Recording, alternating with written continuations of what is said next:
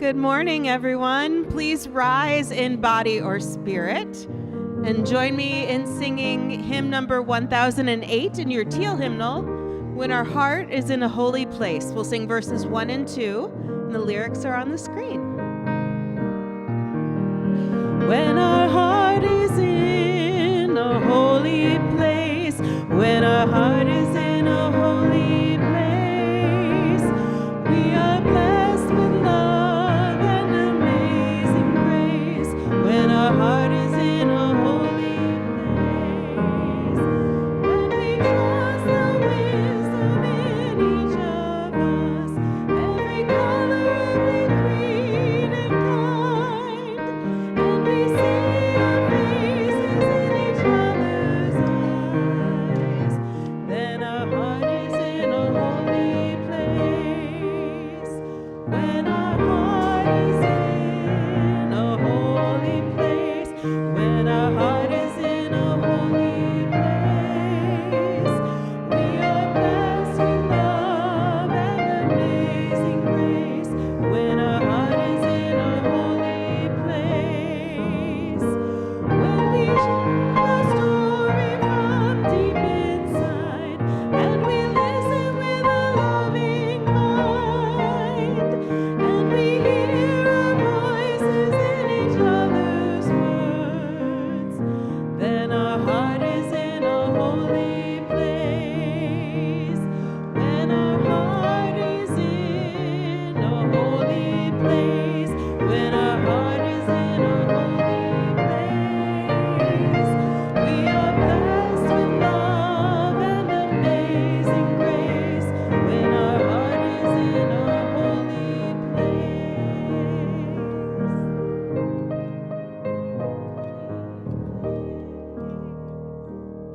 Please be seated.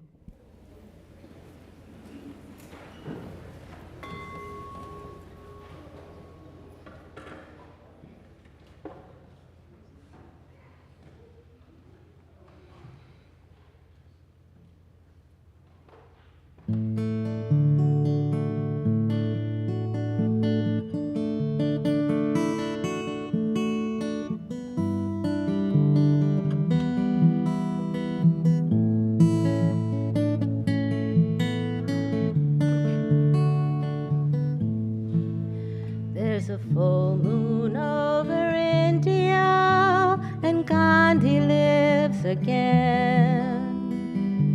Who's to say you have to lose for someone else to win?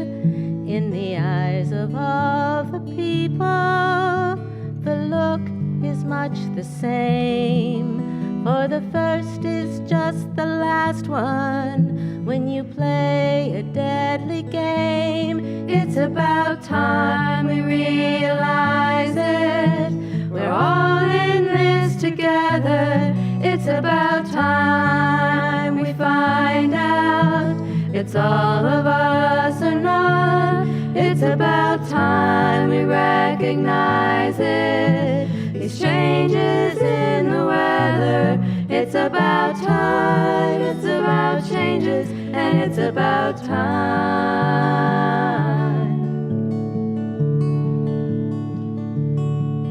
There's a light in the Vatican window for all the world to see, and a voice cries in the wilderness, and sometimes he speaks for me.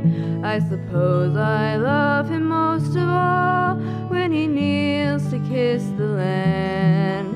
With his lips upon a mother's breast, he makes the strongest stand.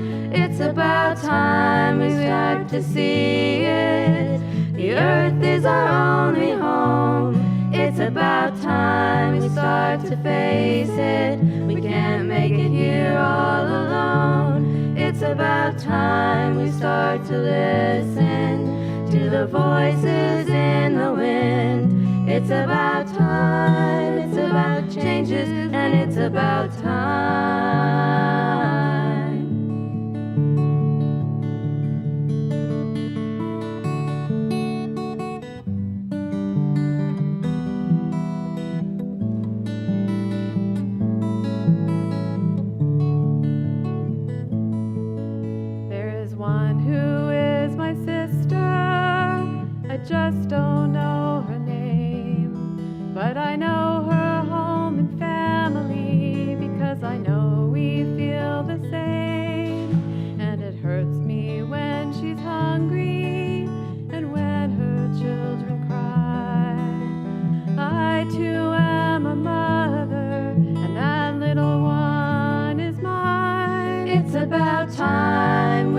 began it, to turn the world around. It's about time we start to make it the dream we've always known. It's about time we start to live it, the family of man. It's about time, it's about changes, and it's about time.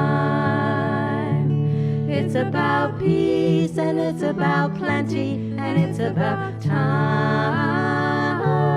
It's about you and me together, and it's about time.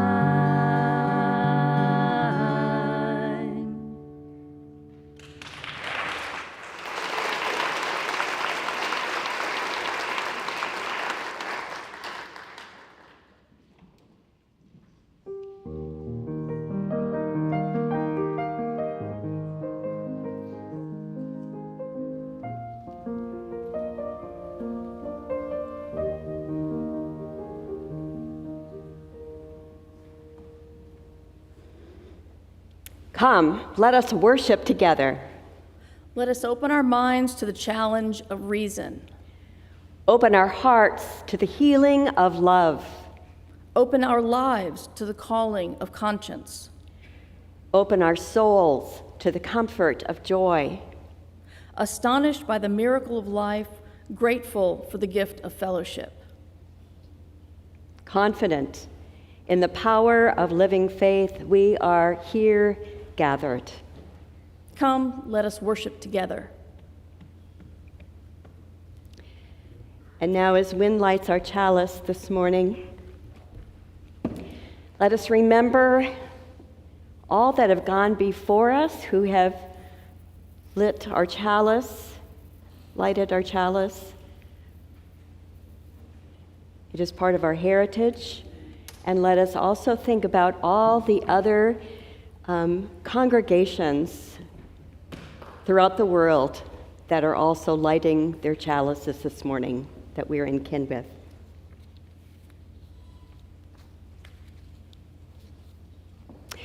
Welcome, everyone. It's good to see you all this morning. Welcome to ERUUF, or the Unitarian Universalist Congregation, Edo River Unitarian Universalist Fellowship. I tend to go back to other congregations I've been a part of, and I apologize for that.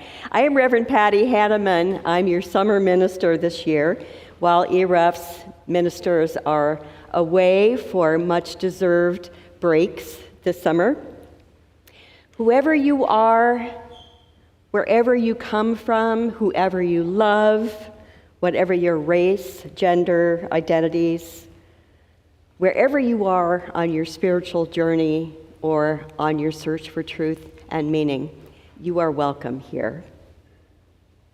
If you're visiting us today, I invite you to rise in body or spirit, or wave your arm at us and let us know that you are visiting us. Do we have any visitors this morning?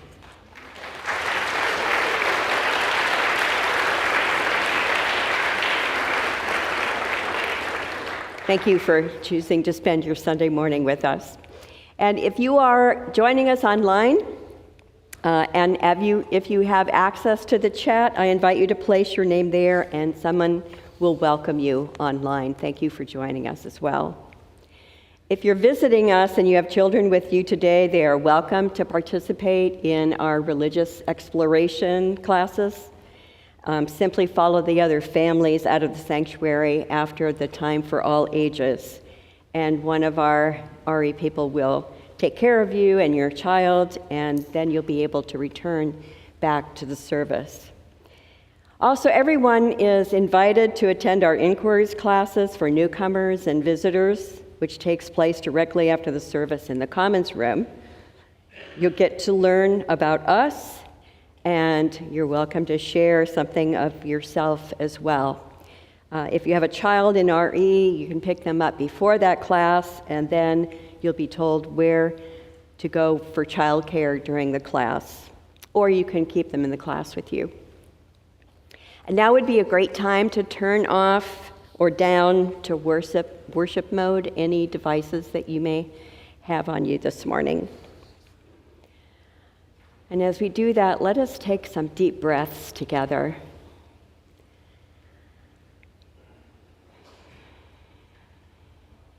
Breathing in all the wonderful energy of this place at ERUUF, breathing out any concerns that may be keeping us from being fully present.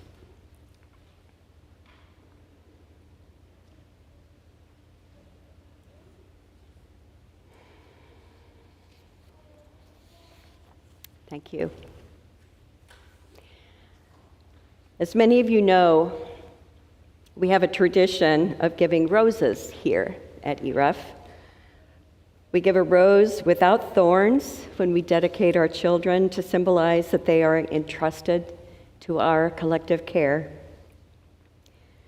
We give a rose with thorns when we confidently send our graduating high school seniors on their way, indicating that we have prepared them for at least some of the sharp and difficult times life must present them with. We give a rose to new members when they join our congregation as a symbol of entering into covenant with them. And finally, when a member of our beloved community dies, we offer a rose in remembrance of who they were among us. And so it is with us today. Thomas Fletcher died this past Friday, June 27th, after a long illness. He was in hospice care at Azalea Estates in Chapel Hill. And as he passed, he was surrounded by friends and his partner, Leslie Zeldin. Tom was a member here at ERUUF for almost 14 years, and during that time, he was active with our Justice Ministry Council. He served as its co-moderator and then as its moderator for several years. He was very committed to earth justice and environmental justice, and he served on our Earth Justice Action Group. He was also involved in numerous environmental initiatives throughout our area and was primarily responsible for initiating the vegetable gardening project that we have here on campus. I am sure there are those of you who have your own wonderful memories of Tom. We here at ERUUF know that we are changed each time someone joins us in beloved community, and we are always changed when someone leaves, especially for the last time. And so this morning we honor Tom by lighting a candle in honor of the light that he has been in the world and here at ERUUF.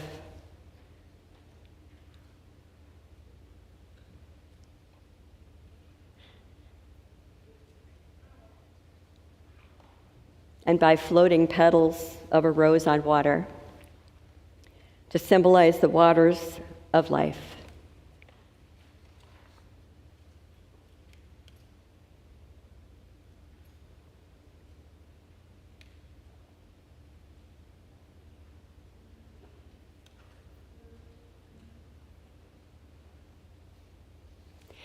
Let's join together in a moment of silence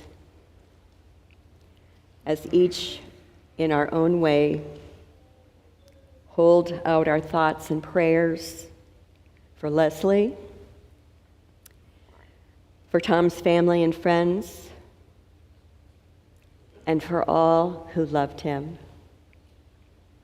May they find comfort in the days ahead.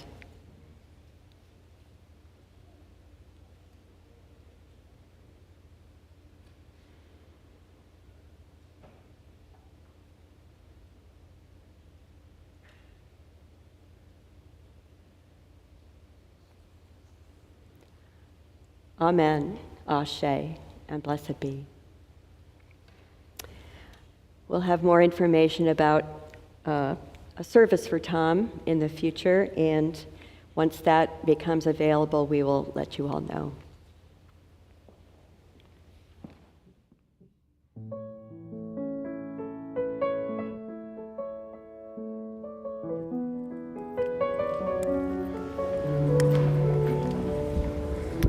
Good morning.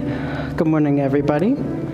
I would love to welcome our young people of all ages to come down here for our story. Good morning. So good to see everybody. Hello, hello. So we have an adorable story today. I'm really excited to read this one. It is called Wally and Freya by Lindsay Pointer, and it's illustrated by Stella Mongodi. Now, there are a lot of pictures that mean a lot in this, so I may need your help interpreting it for everybody. Okay, so there's pictures that show a lot of what's going on, and I'm gonna ask you some questions so that way we can make sure we all know what's going on. All right, you ready? Wally and Freya. All right, first picture. Already got a lot going on. Wally was a bully. That's what everybody said. They were sure that hurtful things were all that filled his head. All right, now, which one is Wally?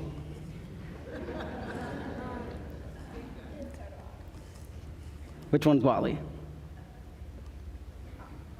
The one on that page. Yes, the one on that page. What did he do?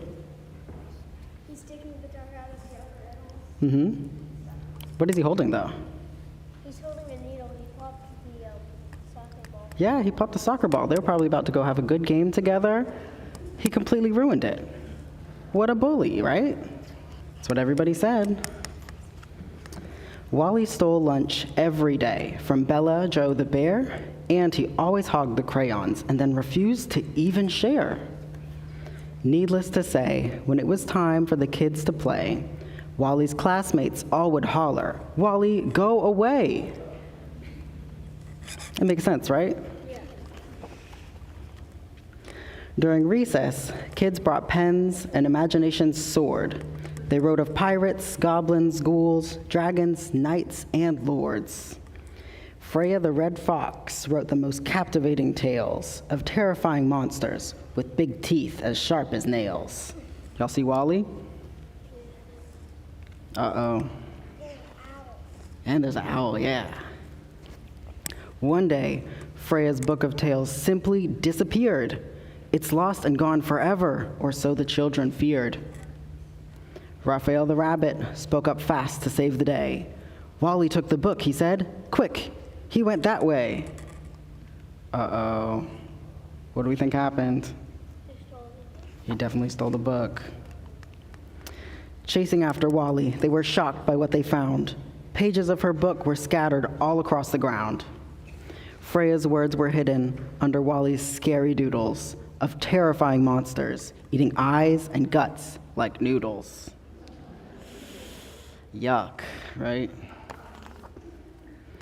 They all let out a gasp. "What have you done?" the group exclaimed. Wally ran into the forest, looking quite ashamed. But Freya thought twice as she watched young Wally go and followed down the grassy path to where the oak trees grow. Uh-oh. Wally was there, hanging his head and kicking the dirt. Freya saw in Wally's eyes that both of them felt hurt. "Your drawings are amazing," Freya genuinely said. This made Wally smile, and he slowly turned his head.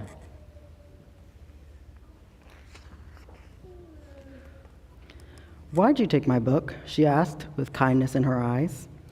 "I don't know," said Wally, letting out a big, long sigh. "I guess I just always wanted to be a part of the fun, but you wouldn't understand. You're friends with everyone."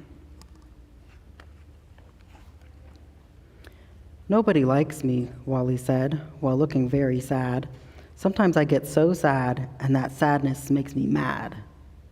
He told his new friend Freya about troubles in his home and told her how he felt so scared and completely alone. Freya sat and listened, and she let Wally talk on. And by the end of Wally's story, her anger was gone. "I have a fun idea," she said, with kindness in her smile. And together they gathered her books, pages in a pile. What do you think they might do? Make another book? That's a great idea. We'll see what happened. The next day, the kids gathered by the biggest old oak tree. What they found when they arrived was quite the sight to see. Wally's illustrations were all pinned up on the bark, scary drawings of mean monsters and terrible sharks. So they put his art up, even though he'd just stolen the book. Freya told a story, and it made them come alive. The monsters were embarking on a dangerous deep sea dive. When her epic story ended, everybody cheered. They saw Wally was an artist and not to be feared.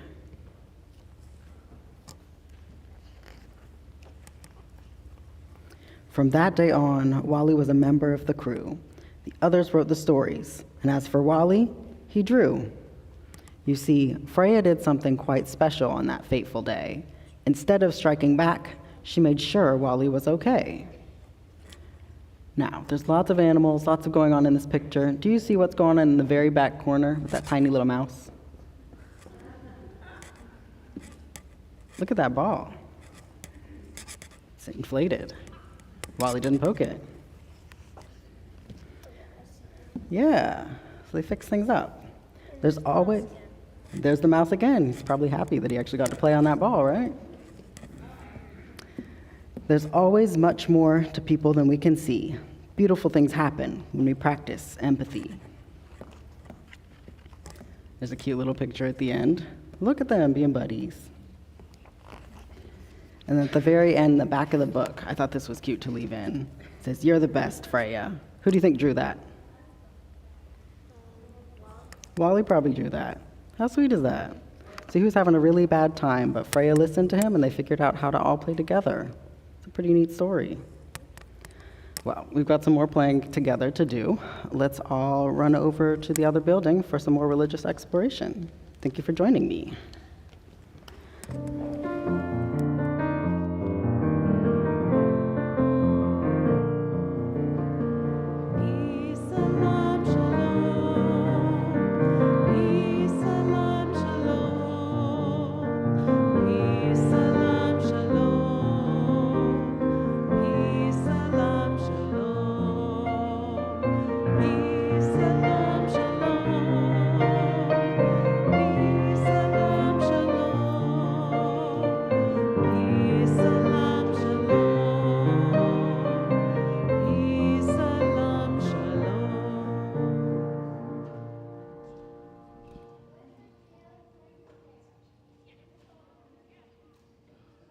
Now is the time to greet your neighbor. I'm so sorry, I forgot.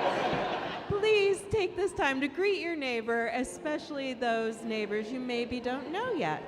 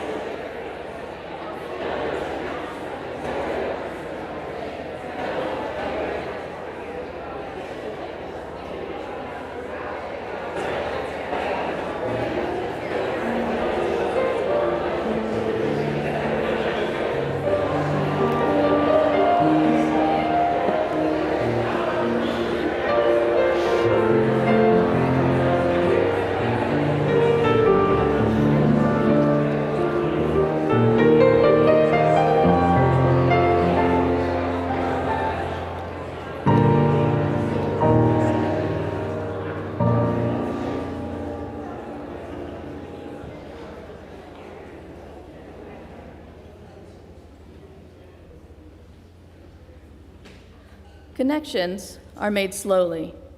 Sometimes they grow underground. You cannot always tell by looking at what is happening. More than half a tree is spread out under the soil under your feet. Penetrate quietly as the earthworm that blows no trumpet. Fight persistently as the creeper that brings down the tree. Spread like the squash plant that overruns the garden. Gnaw in the dark and use the sun to make sugar. Weave real connections, create real nodes, build real houses. Live a life you can endure, make a life that is loving. Keep tangling and interweaving and taking more in. A thicket and a bramble wilderness to the outside, but to us it is interconnected with rabbit runs and burrows and lairs. This is how we are going to live for a long time. Not always. For every gardener knows that after the digging, after the planting, after the long season of tending and growth, the harvest comes.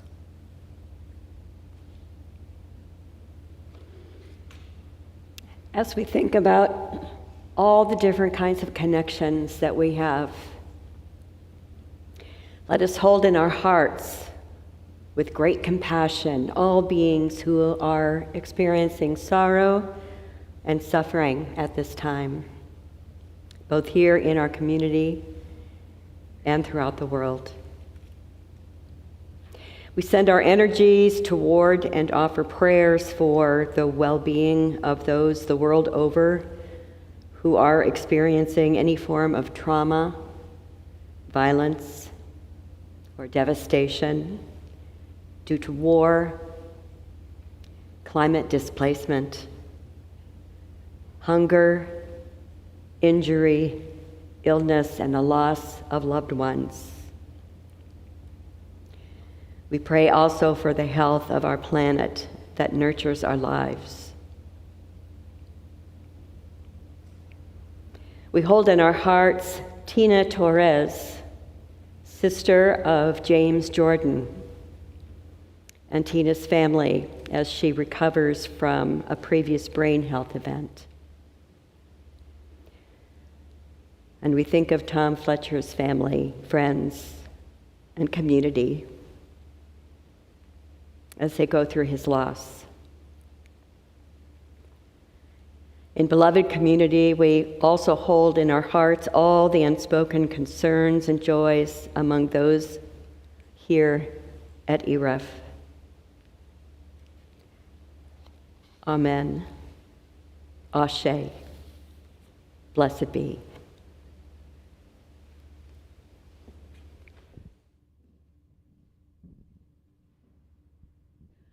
Our meditation hymn this morning is number 318 in the gray hymnal, We Would Be One, and the lyrics are also on the screen.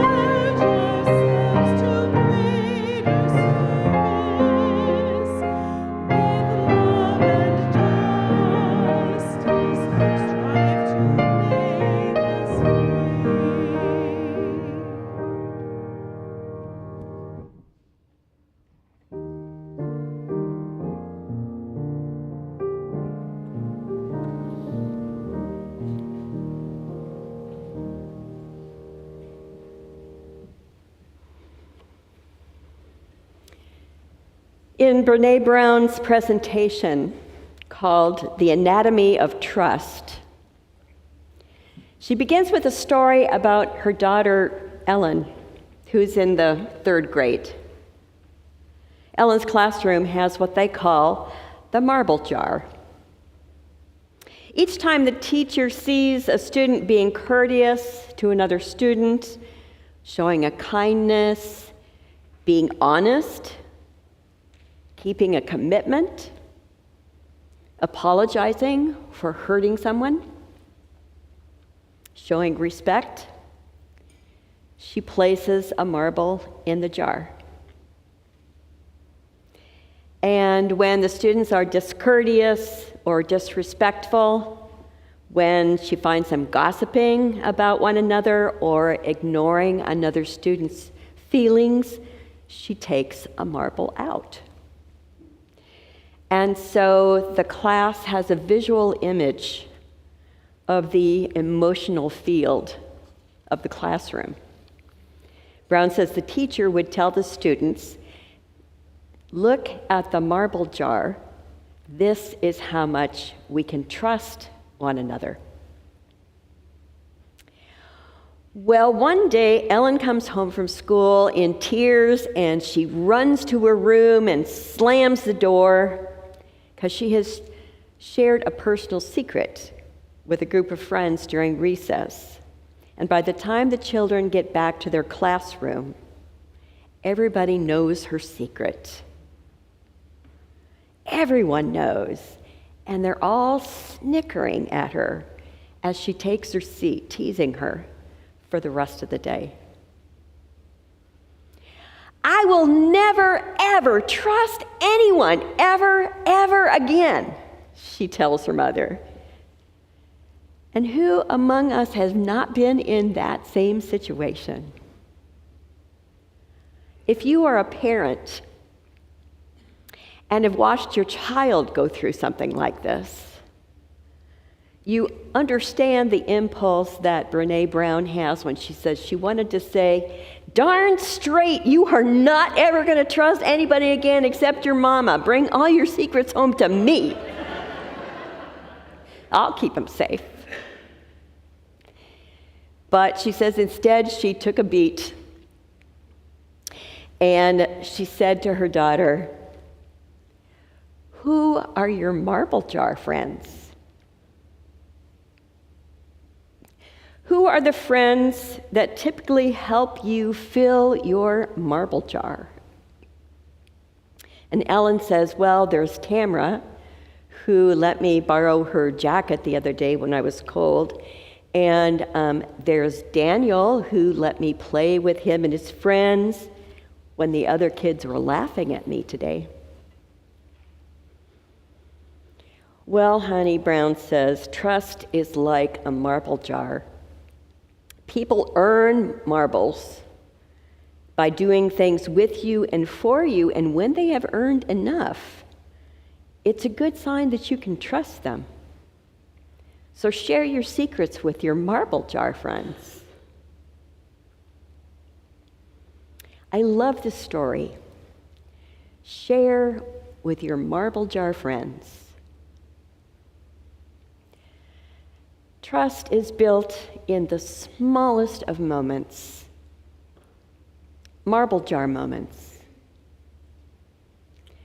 Your boss asks you about your mother's chemo treatments. Your neighbor offers to take care of your children for the afternoon. Your partner notices something is wrong before you have to say anything. Even people who ask you for help when they need it. Being vulnerable enough to do that, that's another marble jar moment, because you can be pretty sure that if they can do that, they'll understand when you need help. Small things that help develop trust over time. Last week, when I was here, I talked about ways in which we can hold our brokenness. I said that we can often feel under siege, and that sometimes the universe seems to be conspiring against us, and that sometimes, in addition to trying to fix the brokenness, we need other strategies to just hold it. Things like remembering myths and stories that describe things going badly and then being able to come out the other side of it. Or building kinship networks of like-minded people where we can grieve together and strategize together in healing the brokenness. Finding places where we can learn to balance comfort and responsibility in healthy ways. The kind of betrayal that Ellen Brown experiences in the story I just told is a special kind of brokenness. Betrayal is having our hearts broken by someone or something that we trusted. And betrayal stays with us a long time, making it difficult to trust again.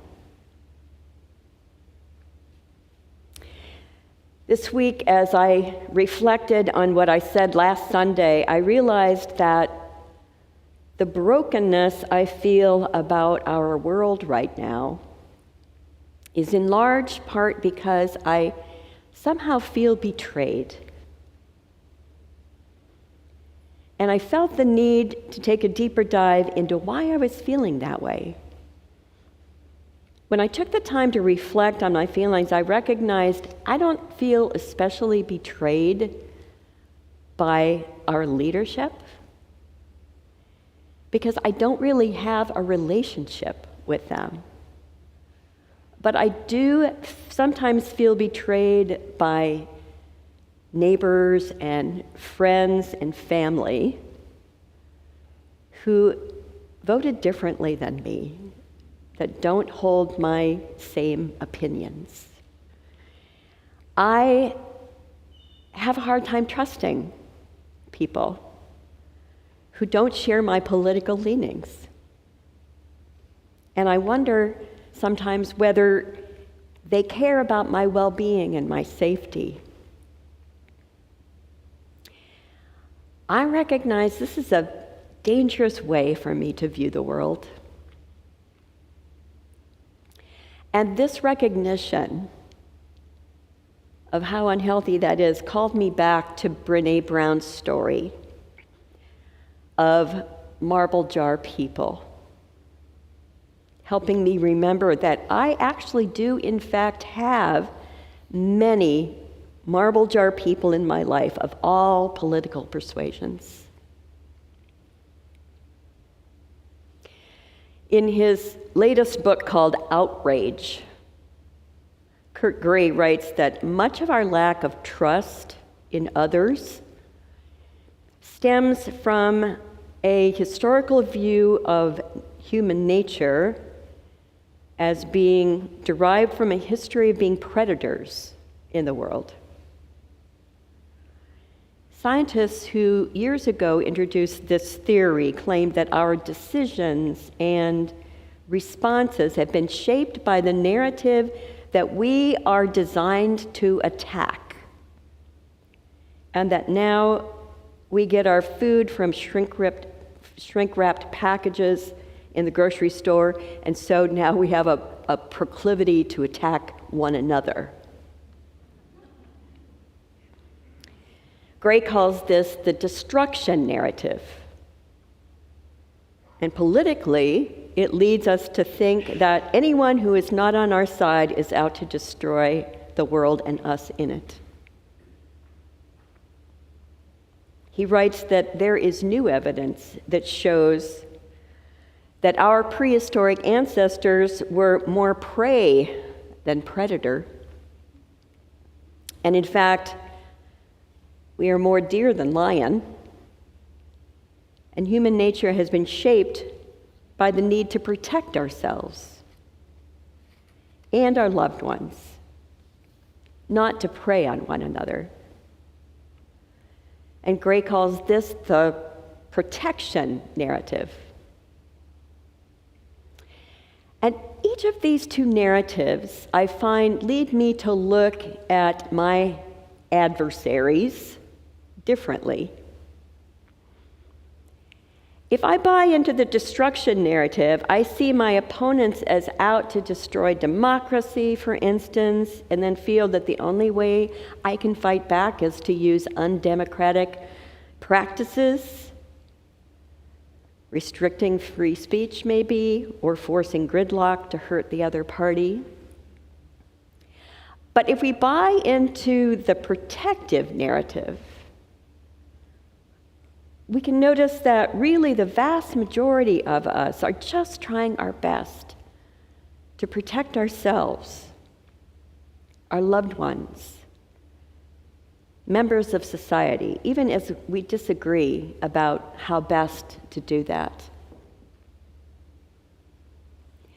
Because we have descended from mammals of prey, the human mind is an incredible threat detector. So we see threats everywhere, even though we are actually living in the safest time in history.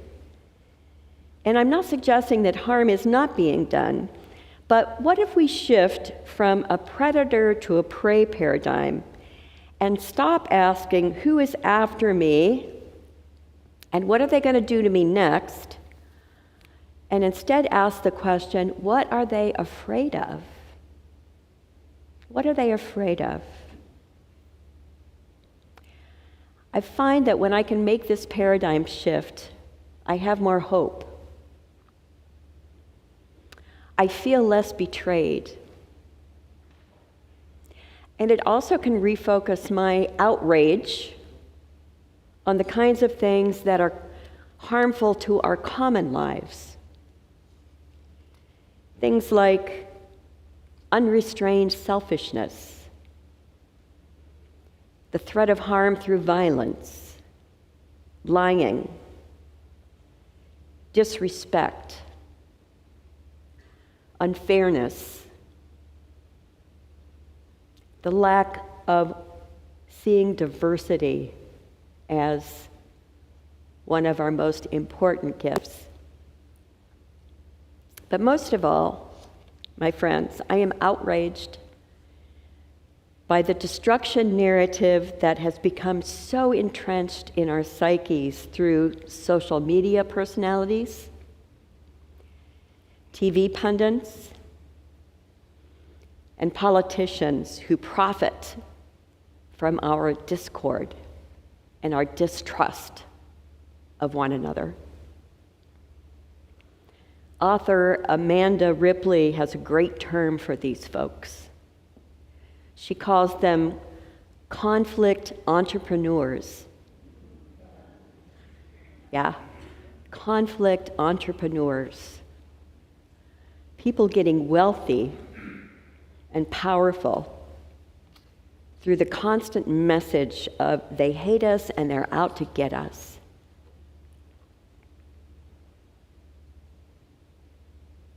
Are we not interested in one another? Do we not want to know each other? There's an abbey in Minnesota, St. John's in Collegeville, where discussions during ethics courses begin with a question, and often ethics courses begin this way, with a question. And participants are not asked to give opinions about how they feel about that question, but they are asked to answer the question through a story of their own lives. Because it turns out you can disagree with an opinion. Opinions always raise our shackles. But you cannot disagree with my experience. And once you hear my experience, we are in relationship. We can acknowledge the complexity of one another's positions. So the differences in our opinions may remain, but now we're talking the language of the protection narrative. So this morning, I'm offering an additional way to hold our brokenness, and that is to trust that the vast majority of us, our common morality is rooted in concern for protecting ourselves, our families, our loved ones, our communities. And I trust that for the vast majority of us, we are disgusted about many of the same things. Unbridled selfishness, oligarchy, lying and cheating the way to power and influence. What if we could find common cause and be outraged together whenever we witness these things, regardless of where we are in the political persuasion? And none of this means that we have to give up our passions. It doesn't mean we don't have strong opinions. It doesn't mean we stop looking for kinship networks of like-minded people. Because in fact, whenever we experience a sense of betrayal, whenever we find ourselves back on the bottom rung of trust, often the first thing we need to do is find those we are in compassionate relationship with. Learning to trust our instincts again about who and what to trust. Asking ourselves, what am I feeling threatened by and why? And how does this affect my unique story? When we can trust ourselves to answer these questions most of the time, we become worthy of trust. We become marble jar people. And when that happens, you can learn to recognize and draw other marble jar people to you. And when you've learned to do that, you can begin to broaden your circle and begin to be more trusting to a larger number of folks, because you can trust yourself to look for the right qualities in your relationships. You can stop equating trust with people who look and think like me. And you can begin to ask instead, is this person authentic? Are they reliable? Are they walking their talk? And are they doing that respectfully? Are they able to hear my story? You begin to discover marble jar people all over the place. This has been an important lesson for me over and over, because most of my relatives and childhood friends who live in Iowa and Minnesota, where I'm from, voted differently than me during this last election. Actually, every election.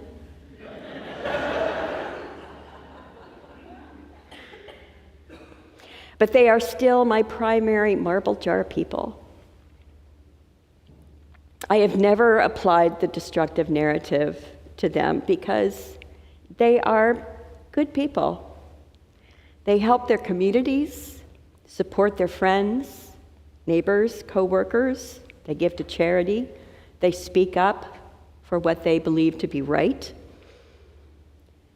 Consistent with the protection narrative, they do their very best to protect their loved ones. They are my 98-year-old mother's primary support system because I don't live nearby, and I am grateful for that. They help me remember that the destruction narrative is just plain wrong. Learning to trust one another is ultimately a spiritual practice. We can only learn to trust if we take the time to know one another, and it grows over a period of time. The Reverend Peter Morales once wrote, "Trust is what love looks like when it has matured, when love has deepened, and when love aspires to a common purpose." Together we can do amazing things. Together we can create the world we dream of. May it be so, and blessed be.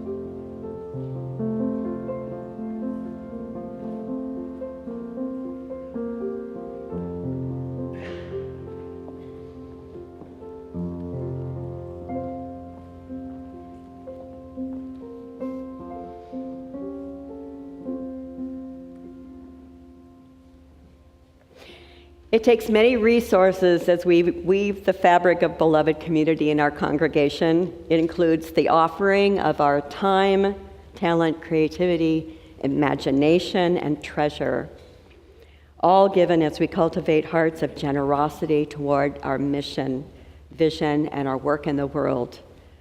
As the greeters come forward to pass the collection pouches, you may place something in it, or we invite you to point your device to the QR code on the screen, or use the QR code on one of the cards you find in the pew rack, which will take you directly to our online giving portal. And if you need assistance with any of this, you can receive help in the office directly after the service. We continue now with our offertory.